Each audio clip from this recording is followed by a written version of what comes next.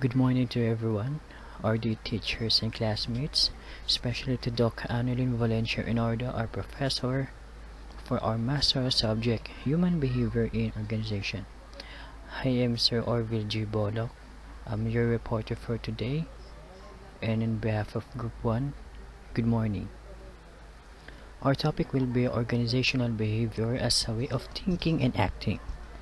We're going to examine organizational behavior as a field of study, but it's not as simple as a field of study. It's a way of thinking and acting that is of critically important to our people who work in public or private organizations. Our objectives.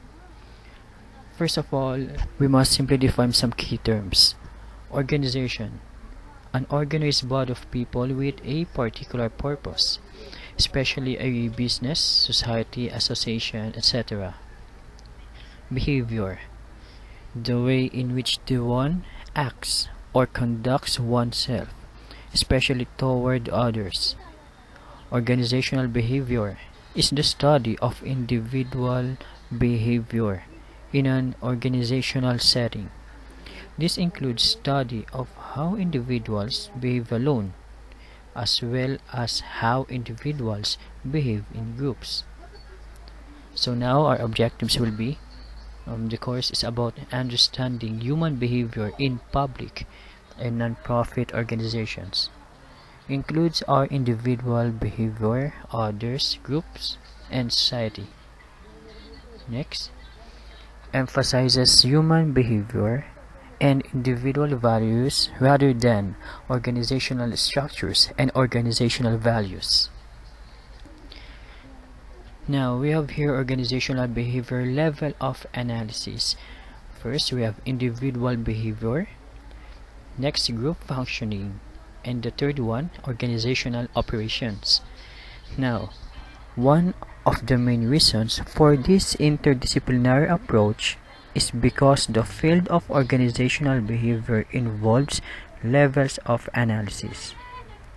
These different levels of analysis are necessary for understanding individual behavior within organizations because people always act within the influence of their environment, which includes both objects and other people. Our workers influence their environment, and they are also influenced by their environment, making the study of organizational behavior a multi-level study. The different levels of analysis used in the field of organizational behavior are, just like what we have said, individual level, the group level, and the organizational level. Next. So now we have here the organizational behavior level of analysis in individual behavior. First, we have here some statements or even questions regarding to our level of analysis that we may face as a facilitator in the near future, or principles. That's right. Problems with motivation, failure of employees to communicate with the public, employees who fail to understand the broader purpose of organizations. That must be the problems that we may encounter through individual behavior. Now, according to encyclopedia, the individual level of analysis, it's an organizational behavior that involves the study of learning, perception, creativity, motivation, personality, task performance, cooperative behavior, ethics, and cognition. It is all about your personality and how you respond, connect, and deal with the other people in your environment or organizations. Now, being a school facilitator in the near future, we must be aware of different situations that may affect the behavior of our school personnel. Problems with motivation, all of us, we all know that we will encounter problems or challenges that will affect our performance. With a proper guidance, counseling, or just a simple greetings such as "How are you?" "Oh, Hi, you're doing great. Just like that, will empower the will of our personnels. So, as a leader or facilitator, being sensitive and even observative is necessary. Failure to communicate. We have different types of personality, and some of us are good in communication with others, and some of us are not. We must ensure that we are the one that will reach out our personal, especially those persons that badly needed our attention. Employees who fail to understand the broader purpose of organizations. Some of us will just work for their own good, not for the improvement of everyone. They had just going to finish their task and you will do the rest. The problem here is because they were not oriented to your specific goal or objectives. Why is it important to be done and how it will be achieved? That's it. That's it for the individual behavior.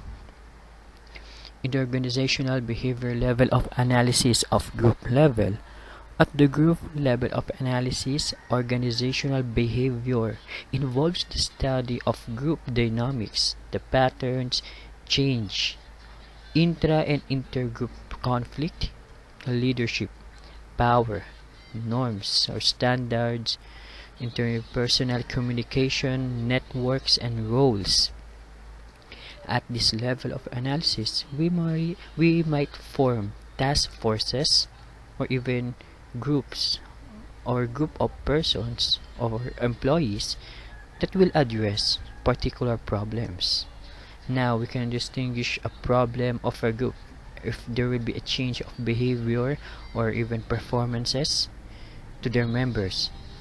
Our main objective here is to address these problems, to strengthen each teams by means of commitment, involvement, and skill support to achieve our goal. As you can see, do existing groups function effectively? Do people feel like part of the team? They must be involved here. They must feel belongingness. Do team members understand group process and have leadership skills? Not only for you, for your own good, but also for the good of everyone. You must show some leadership skills. You must be sensitive. You must be observative. Uh, uh, just like what we have said, we need to strengthen each teams with means of commitment, involvement, and skill support. Organization level. Does the organization have a structure to accomplish its goals? Is there a strategic plan? Now, organizational behavior involves the study of topics such as organizational culture, structure, diversity, and cooperation and conflict, change, technology, and external environmental forces. So, in the other field of study, it is more related in politics and focus on cultures and diversity and how culture and diversity might affect the behavior of an individual or group for the benefit of the whole organization. Now, it is important to have a structure in dealing such conflicts and challenges of every individual or group. And having a strategic plan is essential in achieving your goals and even to avoid future problems or challenges. Aspects of individual and group behavior related to organization. Now, there's a saying that people are an organization's most important assets. Do you believe in this? Yes, of course, probably. It is important that every individual must be prioritized. Every people, everyone is important. The study of organizational behavior is an attempt to maximize the effectiveness of this asset. I repeat, the study of organizational behavior is an attempt to to maximize the effectiveness of this asset.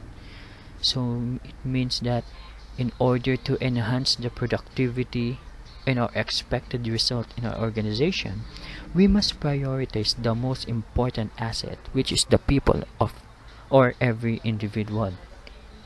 Now, um, by motivating employees, employees can produce an excellent result.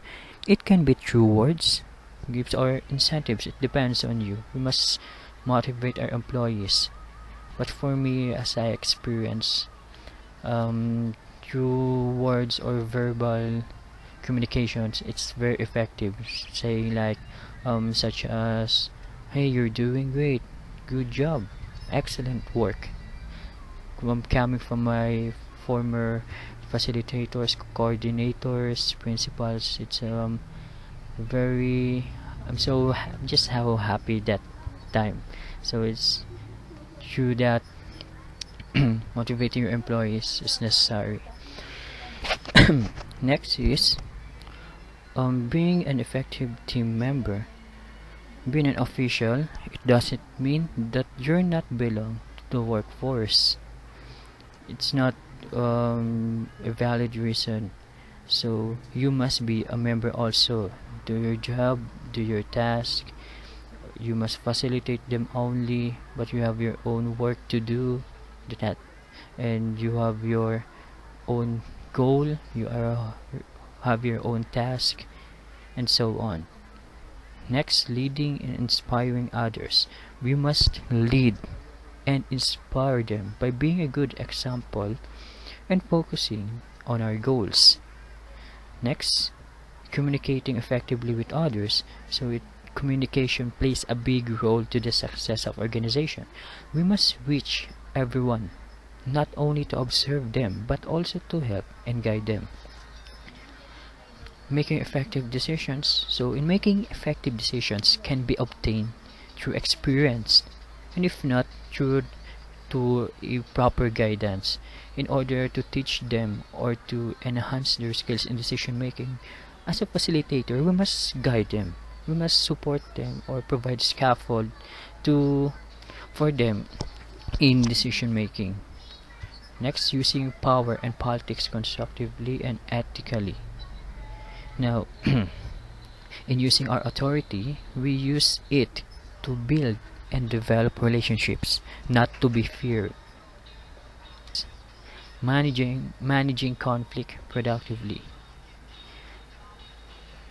Managing conflict productively may result in learning not only on yourself but also to your personnel through proper decision making, critical thinking, and guidance. Using diversity to enhance organizational performance. Different people, different skills, we must empower and use it to make a better organizational performance and even results. Helping people to become more innovative and creative. It is it is true that they can learn from their own, but if we guide or give idea in how to achieve our goals, they can be more productive and even more creative.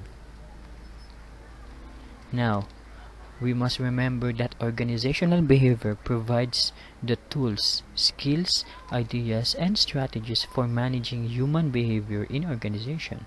It is important to focus on individual as well as the group. Assumption of human behavior in organization. Human behavior is purposeful, goal-oriented. It is is it It is purposeful if the group identifies their main goal. It is important that every individual must be goal oriented. Human behavior is not random, it is caused. It is caused maybe by its environment or personality. Behavior can be changed through learning. Continuous learning may result to a more competent and passionate individual if we properly guide and care for them. People should be valued. Every individual must be valued, for they are the most important asset. That's how are we going to describe human behavior in organization or organizational behavior. Now, thank you for listening. Goodbye.